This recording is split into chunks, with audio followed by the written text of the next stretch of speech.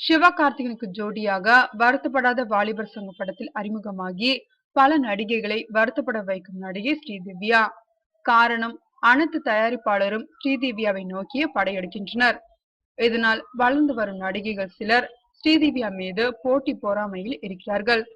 தயாரிப்பாளர்கள் ஸ்ரீதிவ்யாவை நோக்கி படையெடுக்க முக்கிய காரணம் அவருடைய நடிப்பு மட்டுமல்ல, தயாரிப்பாளருக்கு எந்த தொந்தரவும் கொடுப்பதில்லையாம்.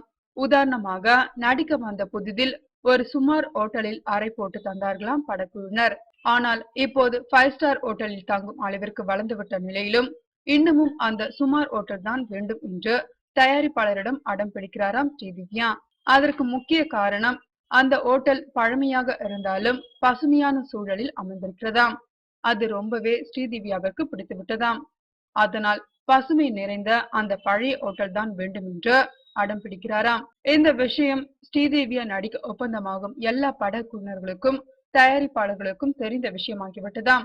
எனவே ஸ்ரீதிவ்யா ஒப்பந்தமானதும் அந்த ஓட்டலில் அறை காலியாக இருக்கிறதா என்பதை உறுதி செய்ய வேண்டியது ரொம்ப முக்கியமான விஷயமாக இருக்கிறதாம். பழைய ஓட்டல் போதும் என்று கூறி விடுகிறாராம் ஸ்ரீதிவ்யா.